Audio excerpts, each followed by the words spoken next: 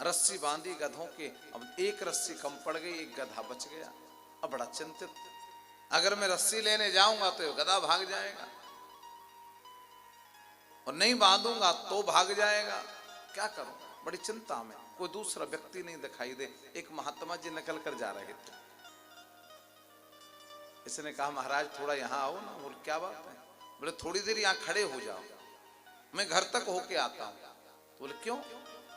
बोले एक रस्सी कम पड़ गई, सब गधों को तो मैंने बांध दिया, एक गधा रह गया, मैं रस्सी लेकर आता हूं। महात्मा जी ने कहा रस्सी लाने की क्या आवश्यकता होगी, बांध दे ऐसे। बोले रस्सी नहीं है तो कैसे बांध दूंगा? बोले मैं कहूं ऐसे बांध दे।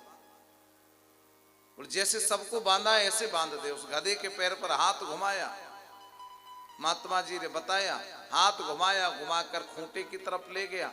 गधा तो सामने देख रहा था, उसे ये मालूम हो गया मैं बंध गया।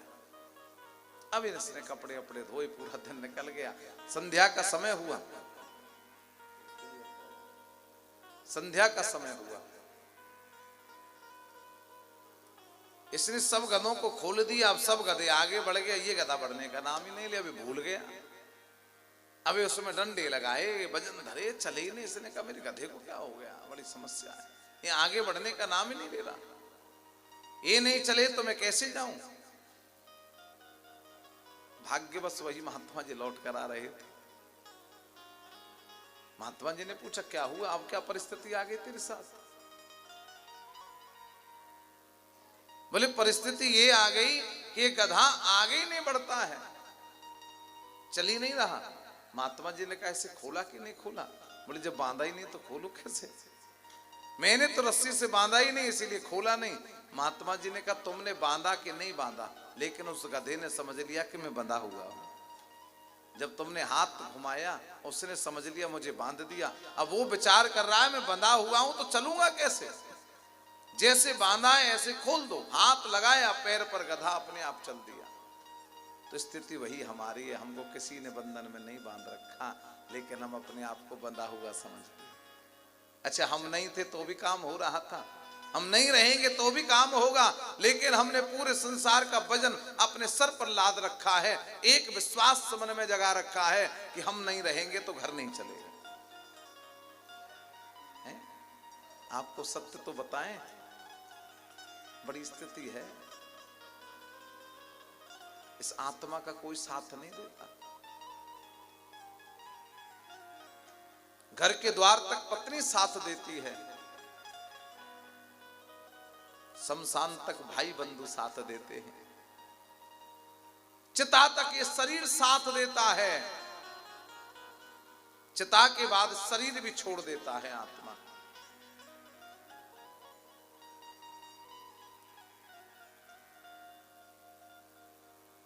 और उसके बाद इसे अकेली यात्रा करनी पड़ती, अकेली।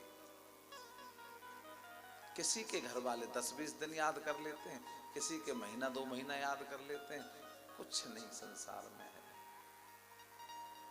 फिर तो तीज त्योहार पर ही याद आते हैं। अगर होते तो ऐसा होता, होते तो वैसा होता। 2-4 लोग इकट्ठे हुए, फिर नेत्रों में आंसू आ जाते हैं, बाकी तो जिंदगी चलती रहती है। किसी की रुकी है? ये भ्रम हमने पाल रखा है कि हमारे बिन काम नहीं होगा। इस भ्रम को निकाल करके हमें शरीर को साधन बनाना चाहिए। क्या है शरीर की दशा, क्या है ये शरीर? अस्ति स्तंभम स्नायुबद्धम मांसशोणितलेपितम। जब घर बनाते हैं तो हम पिलर लगाते हैं कि नहीं लगाते? अस्ति स्तंभ,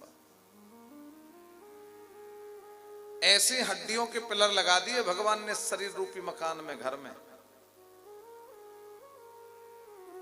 स्नायुबद्धम, जैसे पिलर रिंग से बांधते हैं ऐसे भगवान ने नाड़ियों से बांध दिया है इसको चारों तरफ से। मांस शोणित लेपितम, जैसे घर बन तो गया लेकिन जब तक प्लास्टर नहीं होगा तब तक अच्छा थोड़ी लगेगा।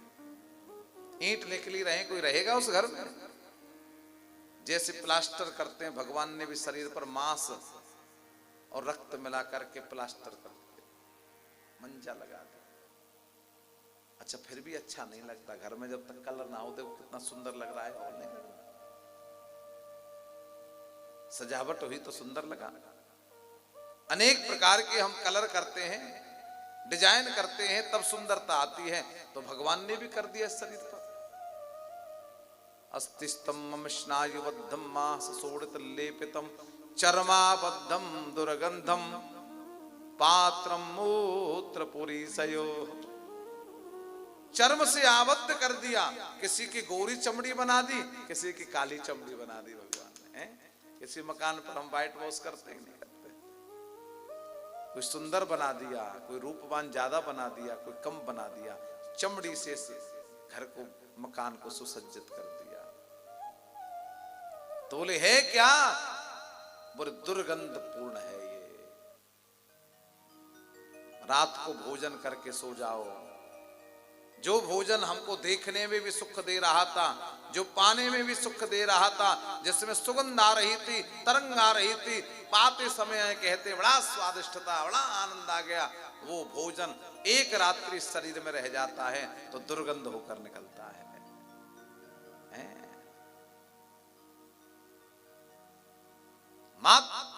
पात्र मूत्र पुरीशयो, मल मूत्र का भांड है ये शरीर, और इससे ज्यादा कुछ नहीं है। तो बोले जब इससे ज्यादा नहीं है तो इसकी उपयोगिता क्या है? बोले इसकी उपयोगिता एक ही है कि शरीर को साधन बना लो परमात्मा को प्राप्त कर। शरीर की उपयोगिता आपकी सिद्ध हो जाएगी जिस दिन आप शरीर को परमात्मा को प्राप्त कराने का साधन बना लोगे।